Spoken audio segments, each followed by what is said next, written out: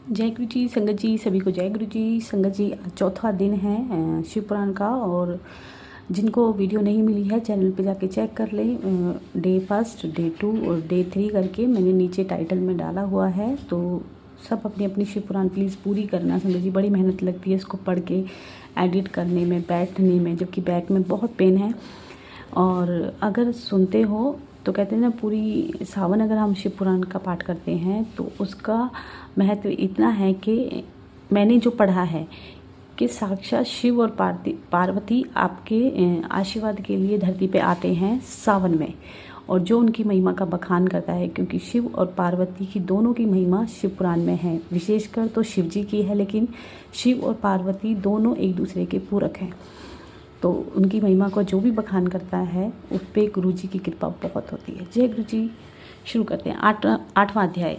इतनी कथा सुनकर सूत जी बोले, हे ऋषियों, पितामह ब्रह्मा जी द्वारा इस वृत्तांत को सुनकर नारद जी ने अत्यंत प्रसन्न होकर कहा, हे पिता, भगवान सदाशिव की आदि शक्ति ने जब आपको यह वरदान दे दिया कि उसके उपरांत क्या घटना घटी, यह आप मुझे बताने की कृपा करें। ब्रह्मा जी बोले, हे आत्मज, जब भगवती महामाया ने प्रकट होकर मुझे यह वरदान दिया, तब ये दक्ष प्रजापति ने मेरी आज्ञा अनुसार घोर तपस्या करनी आरंभ की। उसने तीनों प्रकार या प्राणायाम करते हुए शिवरानी की चरण कमलों में अपने हृदय को स्थित किया। दक्ष के उग्र तप को देखकर भी श्री जगदम्बा ने अपने उसी शुद्ध, मनोहर एवं पवित्र स्वरूप में प्रकट होकर दर्शन दिया, जिसको वर्णन मैं पहले कर चुका हूँ। दक्ष ने उन्हें प्रणाम स्तुति करते हुए कहा, हे भगवती, मैं आपकी शरण में आया हूँ। आप मुझे अपना सेवक जानकर मेरे ऊपर कृपा करें। आप उसकी स्तुति को सुनकर भगवती बोली, हे दक्ष, तुम्हारी जो इच्छा हो वह मुझसे मांग लो, मेरे लिए कोई भी वस्तु उदय नहीं है। यह सुनकर दक्ष ने कहा, हे मातेश्वरी, आप मेरी पुत्री बनकर मेरे घर में अवतार लें और हर के मन को मोहित करें। इस कार्य में मेरा ही कोई प्रयोजन नहीं है, अपितु तीनों लोगों का उपकार भी सन्निहित है। मैंने मोक्ष का वरदान मांगकर आपसे जो यह प्रार्थना की है वह पूर्ण होनी चाहिए। दक्ष की प्रार्थना सुनकर भगवती महामाया ने कहा, हे दक्ष, तुम जो चाहते हो वही होगा। मैं तुम्हारी पत्नी के गर्भ से उत्पन्न होकर शिव जी की अर्धांगिनी बनूंगी, परंतु तुम अपने मन में किसी प्रकार का अहंकार नहीं करना, अन्यथा तुम्हारा संपूर्ण गर्भ नष्ट हो जाएगा। इतना कहकर श्री जगदम्बा अंतर्धान हो गई और दक्ष अत्यंत प्रसन्न होकर अपने घर को लौट आया। तदुपरांत दक्ष ने उस सहस्त्र मानस को पुत्रों की उत्पत्ति की। वे सब तुम्हारी प्रेरणा से घर छोड़कर तपस्या करने के लिए वन में चले गए और परम पद को प्राप्त हुए। तत्पश्चात दक्ष ने 10 सहस्त्र पुत्र और उत्पन्न किए, परंतु वे भी तुम्हारा उपदेश सुनकर संसार में विरक्त होकर वहीं चले गए जहाँ उनके भाई गए थे।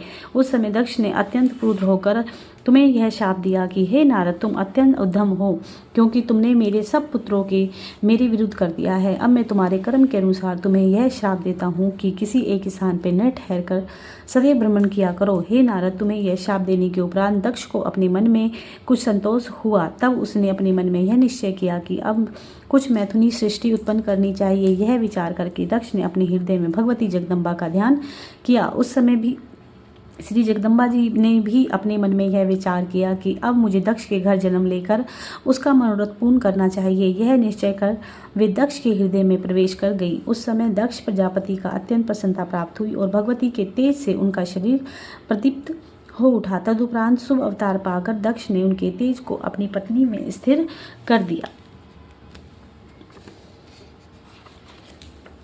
जय गुरु जी। 9वां अध्याय।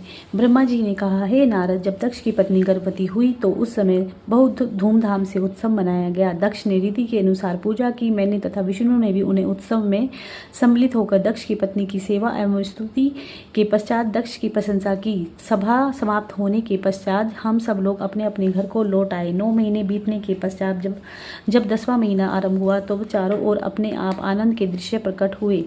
सभी मन में हर्षित थे। आकाश में बाजे बजने लगे। ऐसे परमोत्तम समय श्री महारानी जगदम्बा अवतरित हुई। तीनों लोकों में प्रसन्नता भर गई। उस समय कोई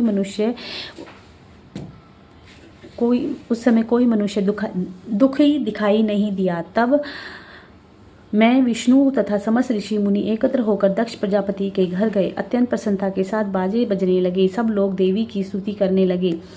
कहने लगे कि हे शिवा शिवरानी, तुम संपूर्ण संसार की राजरानी हो। तुम्हारी महिमा अपरंपार है, जिसका पार वेद नहीं पा सकते। तुम सबकी माता तथा सबको प्रसन्नता प्राप्त कराने वाली हो। इस प्रकार हम सब विनय करके अपने अपने स्थान को चले गए। यह दक्ष की पत्नी ने अपनी पुत्री का मुख देखा तो उसका हृदय के ज्ञान से आभास हुआ कि यह आदिशक्ति है तथा इसने हमारे यहाँ अवतार लिया है। माता उस कन्या का आदित्य सौंदर्य देखकर पहचान गई। तब उस देवी ने अपनी माता को अष्टभुजा, महातेजस्वी, मेघ सदृश, श्याम वर्ण, नख झलकते हुए अंग, अत्यंत सुडोल, परम सुंदरी, सब प्रकार के आभूषणों तथा वस्त्रों से सुजोजित तथा कानों में कुंडल, हाथों में कंकन, कंठ में हार, माथे पर बिंदी से सज्जित शशि मुख का दर्शन किया। ब्रह्मा जी बोले, हे नारद, देवी स्वरूपा अपनी पुत्री को ऐसा रूप देखकर माता करवृद्ध होकर उसकी स्तुति करने लगी और कहने लगी, मैं जानती हूँ कि तुम आदिशक्ति तथा सृष्टि की माता हो। तुमने हमारे ऊपर कृपा करके हमारे घर में अवतार लिया है। अस्तु, तुम यहाँ पर अनुग्रह करो और मेरे मन में अपने सपूर्ण स्थिर करो। इस समय कुछ समय तुम मुझे अपना स्वरूप बाल रूप में दिखाओ। मैंने तुम्हें पहचान लिया है। मैं जानती हूँ कि तुमने अपनी प्रतिज्ञा का पालन किया है। वैसे मैं तुमको क्या पहचान सकती हूँ, क्योंकि अंत में वेद भी तुम्हारी स्तुति करके हार मानकर चुप हो जाते हैं। उसी समय दक्ष प्रजापति ने आकर बड़े प्रेम से स्तुति की और कहा, तुमने अपने वचन का पालन कर मेरे घर में अवतार लिया है। मैं तथा मेरे भाई वेद सब जीवन मुक्त हो गए हैं। तुम्हारी महिमा अपरंपार है। तुम केवल पूजा और तप के वश में हो। जैसा कि राजा सुरत का तप साक्षी है, वह अपने तप से ही परम पद प्राप्त कर सका था। तुम्हारा शुभ और निशुभ ने भी क्रोध एवं वैमनस्य से मन लगाया था, तो भी ध्यान करने से परम गति को प्राप्त हुए। इसी प्रकार दक्ष ने महामाया की अत्यंत स्तुति करते हुए अंत में यह प्रार्थना की कि अपना यह मनमोहक रूप हमारे हृदय में बसाकर अब जो रूप समय के योग्य हो उसे आप धारण कर लीजिए, जिससे प्रसन्नता प्रकट हो। इस प्रकार दक्ष तथा उसकी पत्नी अर्थात अपने माता पिता की बातें सुनकर श्री देवी जी बोली, हे दक्ष तथा दक्ष पत्नी, तुम दोनों ही ने मेरी बड़ी उपासना की है। हमने भी वरदान के अनुसार तुम्हारे घर पर अवतार लिया है। अब तुमको यही उचित है कि तुम जिस प्रकार मुझे शक्ति समझते हो उसी प्रकार का विश्वास रखते हुए कभी गर्व न करना। देवी जी इतना कहकर कन्या का रूप धारण कर संसार की रीति के अनुसार रोने लगी। तब यह रोदन सुनकर कुल की असंख्य नारियां समस्त बंदियां एकत्र हो गईं। तब सबने पुत्री को देखकर प्रसन्नता प्रकट की। उस दिन नगर में सब जगह प्रसन्नता छाई हुई थी। चारों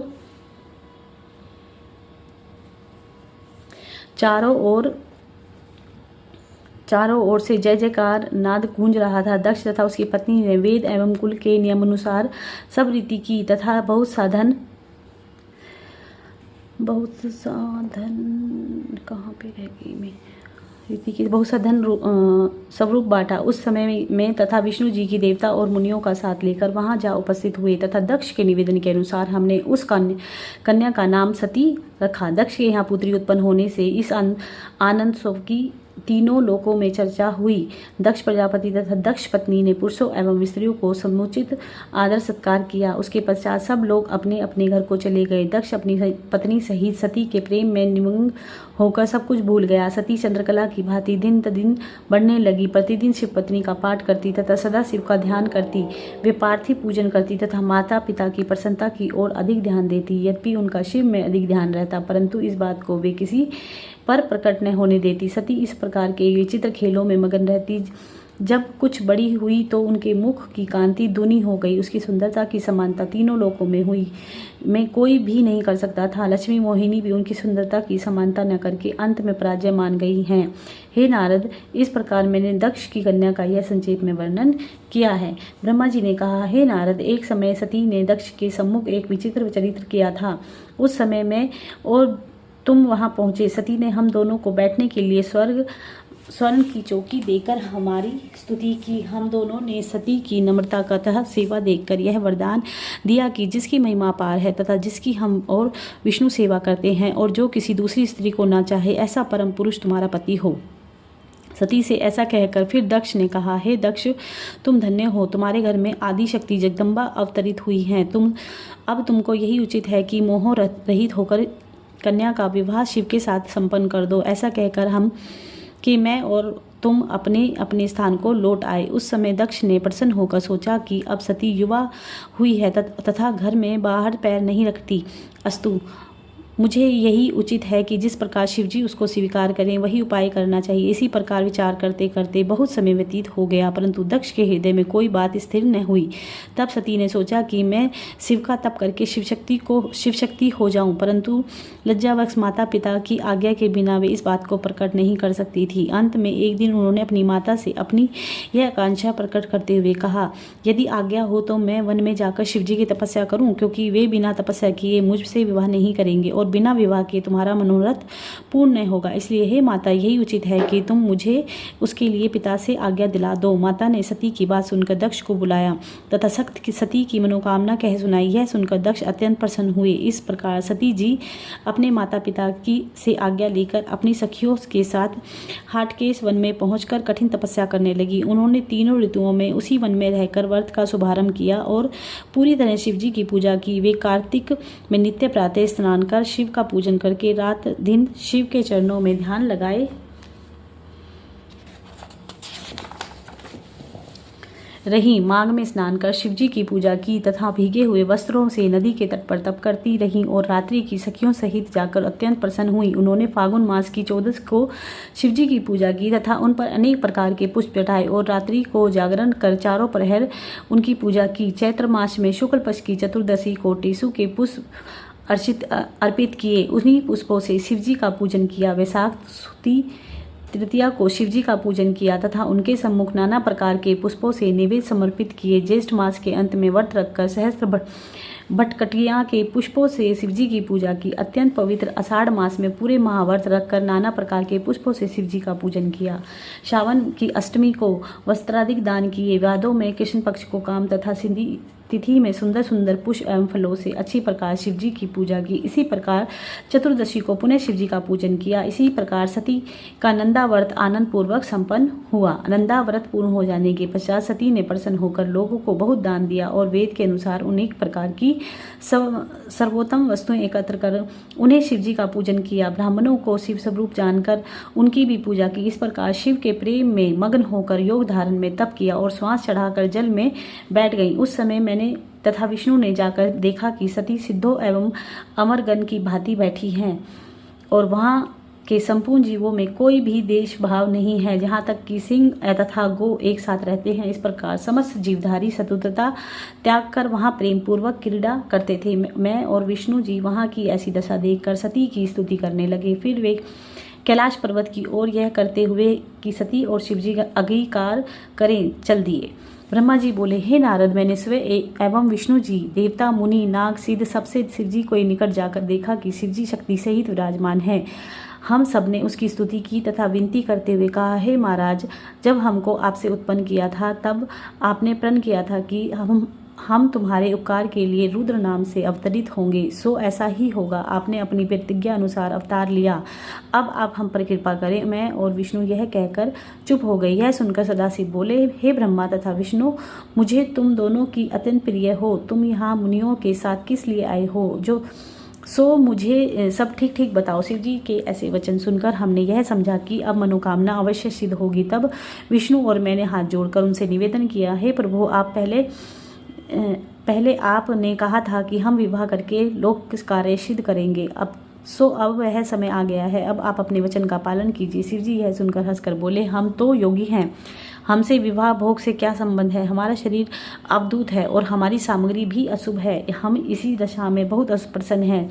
देखो, लोग विवाह से अधिक दूसरा कोई आनंद नहीं मानते, परंतु वह एक कारागृह के समान है। जैसा कि वेद भी कहते हैं, जो बात मुझे अच्छी नहीं लगती तुम उसी के करने के लिए मुझे कहते हो। अच्छा, फिर भी मैं अपना वचन पूरा करूंगा और विवाह करूंगा, परंतु उसके साथ एक अवश्य है कि मैं जिस प्रकार की स्त्री कहूँगा तुमको मेरे लिए उसी प्रकार की स्त्री ढूंढनी होगी। वह स्त्री ऐसी हो जो हमारे तेज को सह सके, वह परम सुंदरी तथा कीर्ति युक्त हो और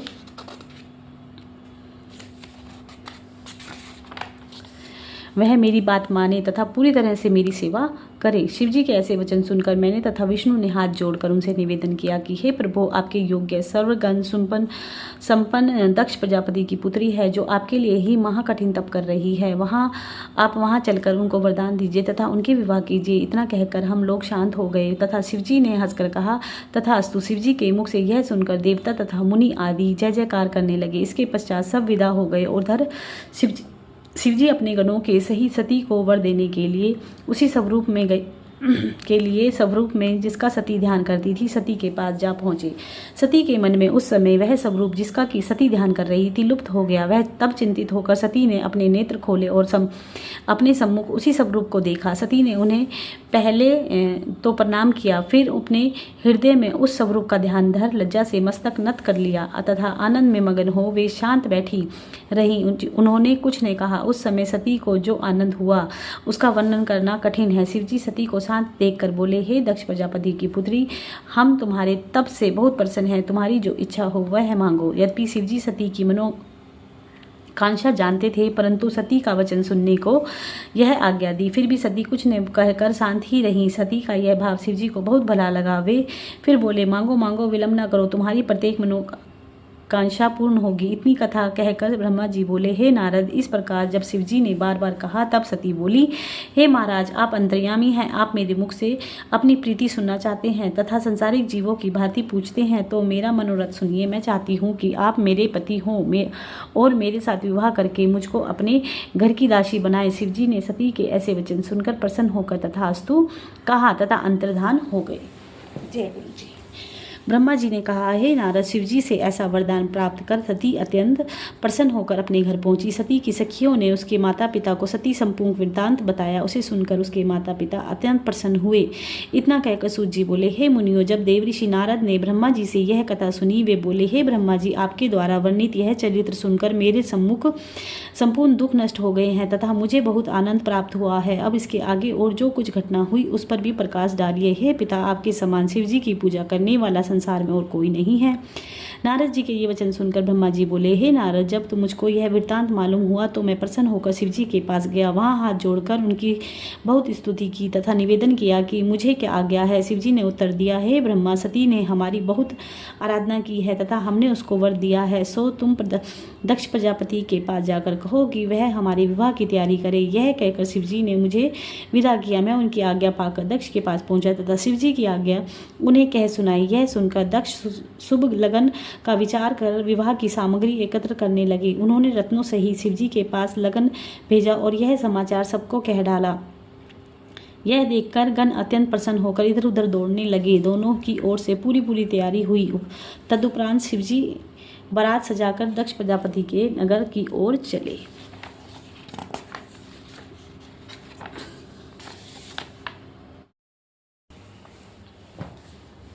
बारात जब दक्ष प्रजापति के नगर के निकट पहुंची तब शिवजी ने सप्त ऋषियों को दक्ष के पास भेजा। दक्ष प्रजापति बारात को नगर के निकट आया जानकर आगमनी के लिए चले। वे सबसे भेंट कर हाथ जोड़कर बारात को अपने मंदिर में ले चले। जय गुरु जी। उस समय मैं विष्णु अष्टवसु 11 रुद्र 12 सूर्य सिद्ध भूत प्रेत गंधर्व किन्नर विद्याधर देवता मुनि तथा अप्सराएं शिवजी सहित दक्ष के द्वार पर जा पहुंची। चारों ओर से जय जयकार होने लगी। वेद एवं कुल की रीति के अनुसार सब कार्य हुए। गायन होने लगा। दक्ष प्रजापति ने ब्राह्मणों को बहुत सा दान देकर बारात के ठहरने के लिए अति उत्तम स्थान की व्यवस्था की, जहाँ तक बारात ठहरी। फिर दक्ष ने मुझको बुलाकर कहा कि विवाह वेद के अनुसार कराओ, जिससे मेरी पुत्री सुखी तथा पति की प्यारी हो, उसके अनेक संतानें हों। उसके पश्चात बारातियों को अनेक प्रकार के उत्तम भोजन खिलाए। उनमें 4 प्रकार के भोजन तथा 6 रसों के स्वाद थे। बाराती एवं इस प्रकार का स्वादिष्ट भोजन पाकर अनेक प्रकार के व्यंग्य सुनकर अत्यंत प्रसन्न हुए। उस समय वहाँ सभी प्रसन्न दिखाई देते थे। भोजन के उपरांत पान बांटे गए। सब लोग शिवजी की स्तुति करने लगे। भोजन आदि से निवृत्त होकर लगन ठहराया कर शिवजी के आगमन के लिए सूचना भेजी। शिवजी तुरंत आए। तब दक्ष प्रजापति शिवजी को अंदर ले गए। उन्होंने प्रसन्न होकर सर्वप्रथम शिवजी के चरणों को स्वयं धोया तथा सोने की चौकी पर बिठाया। मैंने सब कार्य समयोचित किया तथा सती को बुलाया, उन्हें यह देखकर प्रणाम किया। तब मैंने तथा विष्णु ने दक्ष के कन्यादान का जो समय बताया, उस समय दक्ष ने कुश जल तथा पुत्री का हाथ शिव के हाथ में दिया। हे नारद, लोक में यही सर्वप्रथम कन्यादान हुआ था। तब से विवाह की यह रीति संसार में फैल गई। ब्रह्मा जी बोले, हे नारद, जिस समय शिवजी ने सती का हाथ अपने हाथ में लिया, उस समय मुनि प्रसन्न होकर शिव तथा सती का जय घोष करने लगे तथा पुष्प वृष्टि हुई। अनेक प्रकार के बाजे बजने लगे। दक्ष प्रजापति ने दहेज स्वरूप बहुत सी उत्तम वस्तुएं, मूल्य रत्न आदि दिए। अन्य रीतियां के संपूर्ण होने के पश्चात मैंने हवन का आयोजन किया। दोनों की गांठें बांधकर भावरे फिरने लगी। उस समय एक महाभयानक कांड हुआ। मेरी इच्छा शिवजी को मोहित करने की थी, परंतु मैं स्वयं ही उस रोग में ग्रस्त हो गया। जब मेरी कामुक दृष्टि उस पर पड़ी तो मैं मोहित और मुग्ध होकर बुद्धिहीन हो गया। ऐसी दशा में मेरे हृदय में सती का अनुपम रूप देखने की अभिलाषा जागृत हुई। मैंने उस समय यह उपाय किया कि एक भीगी लकड़ी आग में डाल दी, जिससे बड़ा धुआं उठा। शिवजी के नेत्रों में वह धुआं लगने से ऐसे आंसू बहने लगे कि शिवजी उन्हें दोनों हाथों में पोंछने लगे। ऐसे सुअवसर से लाभ उठाकर मैंने सती के मुख से घूंघट उठाकर उसका दर्शन सुंदर स्वरूप देखा तथा कामदेव के प्रचंड वेग से दूषित होकर सब धर्म कर्म को भूल गया। उस समय मेरा वीर्य धरती पर गिर पड़ा। मैंने उसको इस प्रकार से छिपाया कि किसी पर यह बात प्रकट न हो सकी, परंतु शिवजी ने अपनी दिव्य दृष्टि द्वारा इस भेद को जान लिया। तब वे मुझ पर अत्यंत क्रोधित होकर धिक्कारते हुए बोले, हे ब्रह्मा, तुमने यह निंदनीय कार्य क्यों किया?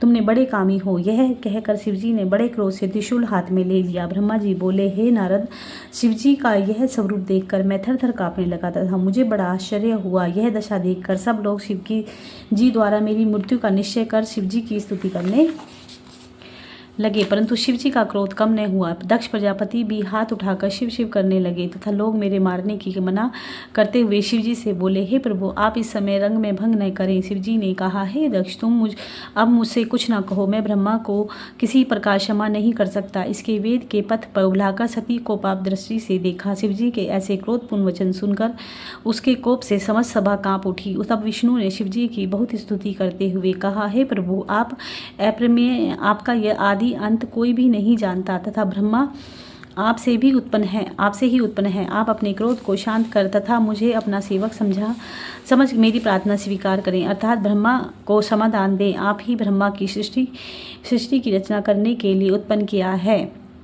ब्रह्मा के सिवाय सृष्टि की और कौन रचना करेगा? यह स्पष्ट है कि बिना सृष्टि के सब लीला व्यर्थ हैं। फिर आप भी तो ब्रह्मा जी से ही उत्पन्न किया है, आपने ही तो ब्रह्मा जी को उत्पन्न किया है, इसलिए आप उनका वध न कीजिए। यह सुनकर शिवजी ने फिर से बड़े क्रोध से कहा, नहीं, ऐसा नहीं हो सकता। हम ब्रह्मा को अवश्य वध करेंगे। हम स्वयं सृष्टि की रचना करेंगे अथवा दूसरा ब्रह्मा उत्पन्न कर सब लोगों से इस बात का प्रकट कर देंगे। हम तो को अब मत रोको, हमारा क्रोध कभी व्यर्थ नहीं हो जाता। शिवजी ने यह कहकर अपना समस्त शरीर जलती हुई अग्नि के समान कर दिया। देवता तथा मुनि आदि कोई भी ऐसा न था जो उसके स्वरूप को देख सकता। मैं तो जैसे शिवरूप में ही समा गया। दक्ष को भी अति खेद से सब आनंद विस्मरण हो गया। उसने अत्यंत दुखी होकर शिवजी के चरण कमलों का ध्यान करके बहुत प्रार्थना की। विष्णु ने मुझे शिवजी के चरण के नीचे डाल दिया तथा मुझसे बहुत स्तुति कराई तथा स्वयं भी स्तुति की। वे बोले, मैं और ब्रह्मा दोनों आपके सेवक हैं। आप अपनी कृपा दृष्टि से हम दोनों की ओर देखिए। ऐसे आनंद सब में किसी प्रकार का शोक उत्पन्न नहीं होना चाहिए। केवल आप ही हमारे रक्षक हैं। आप उचित हम समझे वही वर दीजिए। आप ब्रह्मा के दोनों हाथ पकड़कर उन्हें अभय दान दीजिए। यह कहकर हम दोनों शिवजी के चरणों पर गिर पड़े। दक्ष भी अत्यंत दीन बनकर हम दोनों शिवजी के चरणों पर गिर पड़े। दक्ष की अत्यंत दीन बनकर त्राही माम कह उठे, हे नारद। उस समय शिवजी के सती को अत्यंत दुखी जानकर अत्यंत कृपा पूर्वक मेरे मस्तक पर अपना हाथ रखा और मुझे अभय दान दिया। उस समय मैं तथा विष्णु अत्यंत प्रसन्नता को प्राप्त हुए।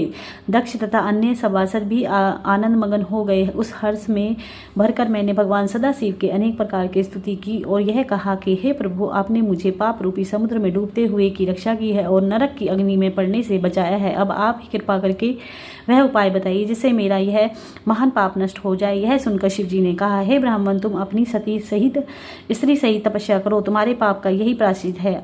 जब तुम तपस्या द्वारा निष्पाप हो जाओगे उस समय तुम्हारा नाम रुद्र शिरा होगा और तुम सभी अपने संपूर्ण मनोरथ को प्राप्त होंगे। उसने तुमने देवताओं को अधिपति होते हुए भी जो मनुष्य के समान निष्कृष्ट कर्म किया है उसके कारण तुम्हें मनुष्य योनि में जन्म लेकर लज्जा उठानी पड़ेगी। इस उपाय से तुम्हारा पाप नष्ट हो जाएगा। भगवान सदाशिव की श्री मुख से निकले इन वचनों को सुनकर मुझे तथा दक्ष को अत्यंत प्रसन्नता हुई। इतनी कथा कहकर सुनकर नारद जी ने यह पूछा कि हे पिता, जब भगवान सदाशिव को क्रोध शांत हो गया तो प्रसन्नता को प्राप्त हो गए, तदुपरांत क्या हुआ वह तुम मुझे बताने की कृपा करें। ब्रह्मा जी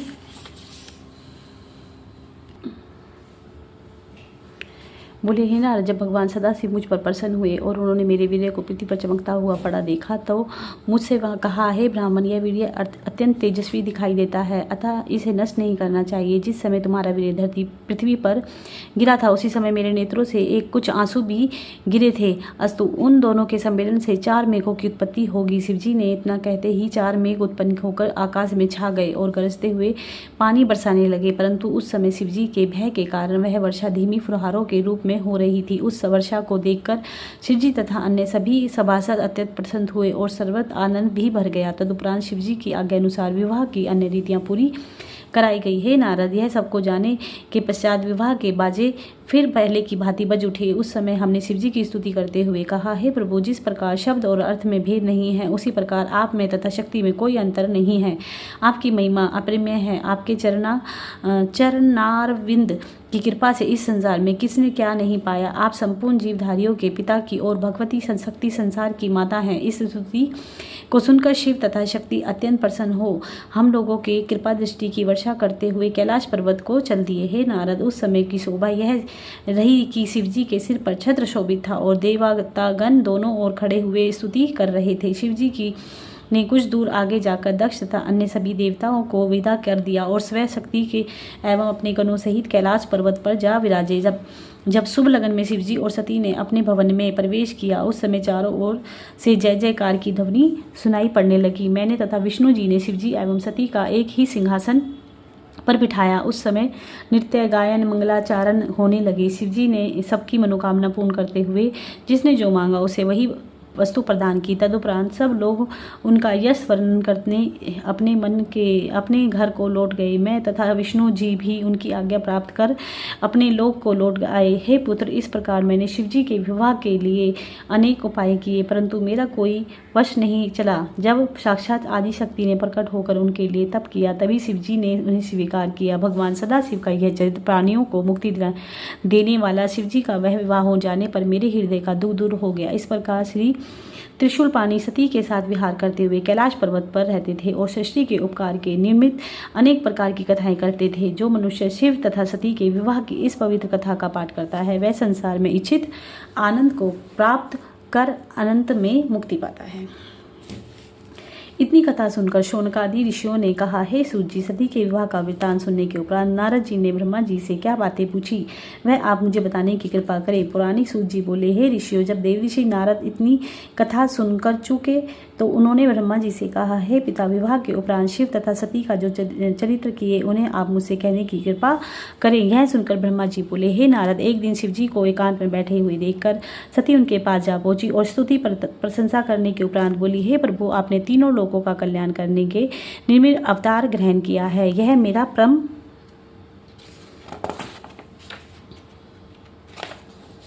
सौभाग्य है जो अपने मुझे अपनी पत्नी के रूप में अंगीकार किया है। हे भक्तवत्सल्य, मैं आपकी शरणागत में हूँ। अब मैं आपसे अपनी उन अभिलाषा को प्रकट करती हूँ जिसे मैंने आज तक गुप्त रखा है। हे स्वामी, इस समय आपके मन ऊपर प्रसन्न देखकर ही मैं यह बात कह रही हूँ। मेरी अभिलाषा यह है कि मैंने वर्षों तक आपके साथ विहार आदि का आनंद प्राप्त किया है परंतु परम तत्व का विचार कभी नहीं किया। अब मेरे हृदय में वैराग्य उत्पन्न होने के कारण परम तत्व जानने की अभिलाषा जागृत हुई है। अतः आप मुझे श्रेष्ठ प्रकार प्रकार के ब्रह्म ज्ञान की युक्ति एवं मुक्ति का मार्ग बताने की कृपा करें। हे प्रभु, तीनों लोकों में आपके समान ज्ञानी अन्य कोई नहीं है। आप वेदों के उत्पन्नकर्ता परब्रह्मा, अनादि संपूर्ण विद्याओं के समुद्र एवं तीनों लोकों के स्वामी विष्णु तथा ब्रह्मा का भी श्रेष्ठ पद प्राप्त करने वाले हैं। शेष जी दिन रात आपकी महिमा का वर्णन करते हैं, वे भी उसका पार नहीं पा सकते। अस्तु, आप कृपा करके मेरी मनोअभिलाषा को पूर्ण करें। सती के इस वचनों को सुनकर भगवान सदाशिव बोले, हे प्रिय, ज्ञान की सर्वोत्तम वस्तु समझना चाहिए। आपके पास उसके पास तक किसी अन्य पदार्थ की गति नहीं है। इस प्रकार वह परम अभल्य कहा जाता है। उसी को मेरा स्वरूप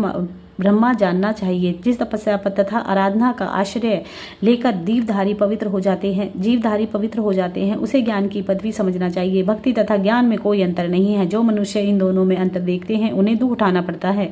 जो लोग भक्ति के विरुद्ध वचन कहकर ज्ञान का प्रधानता देते हैं, उन्हें महान कष्ट उठाना पड़ता है। अत्रि मुनि को इस बात का निश्चय हो चुका है, जो संसार भर में विद्वान माने जाते हैं। भक्ति को परम तत्व का ज्ञान प्रदान करने वाली समझना चाहिए। वह मुझे अत्यंत प्रिय है। भक्ति के समान सीधा तथा भयहीन मार्ग अन्य कोई नहीं है, क्योंकि उसके द्वारा परब्रह्मा की प्राप्ति होती है। इस रीति को पिपलिका कहा जाता है, क्योंकि इसके बिना किसी आधार के भी ब्रह्मा पर चढ़कर फल प्राप्त किया जा सकता है। इसके विपरीत निर्गुण के मार्ग को भीष्म कहते हैं, क्योंकि इसमें किसी वस्तु का आधार न हो जाने के कारण अत्यंत परिश्रम तथा कष्ट भोगने के पश्चात ही फल की प्राप्ति होती है। भक्ति मन और प्रसन्नता प्राप्त करने वाली, और मैं सदैव उसके अधीन रहता हूँ। जो प्राणी मेरी भक्ति करता है, उसे मैं लोक में आनंद तथा परलोक में मुक्ति प्रदान करता हूँ। मुझे कुल तथा जाति से कोई प्रयोजन नहीं है। चारों युगों में मुझे भक्त प्रिय है, परंतु कलयुग में तो अपने भक्तों को अत्यंत स्नेह करता हूँ। मैं अपने भक्तों को सदैव सहायता करता हूँ और उनकी प्रसन्नता के निमित्त अनेक प्रकार के श्रेष्ठ चरित्र दिखाता हूँ। अतः मैं, हे देव,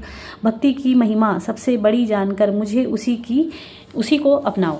ब्रह्मा जी ने कहा, हे नारद, भक्ति की ऐसी प्रशंसा सुनकर सती अत्यंत प्रसन्न हुई। उन्होंने दोनों हाथ जोड़कर सदाशिव से कहा, हे प्रभु, आपके मेरे ऊपर कृपा करके भक्ति की प्रशंसा की, परंतु मेरी हार्दिक इच्छा है कि आप उसके संपूर्ण अंगों का वर्णन करें। शिवजी ने हंसते हुए कहा, हे सती, मैं भक्ति का संपूर्ण वृत्तांत, जिसको सुनकर प्रेम उत्पन्न होता है तथा तीनों लोगों के दुख शोक नष्ट हो जाते हैं, सुनाता हूँ। भक्ति का परम तत्व कहकर उन्होंने सर्वोत्तम वर्णन किया।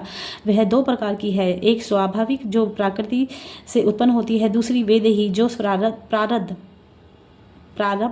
से प्राप्त होती है, जिसमें तीनों गुण पाए जाएं, उसको सगुण भक्ति कहलाते हैं। जो गुण रहित हो उसे अगुणा भक्ति कहते हैं।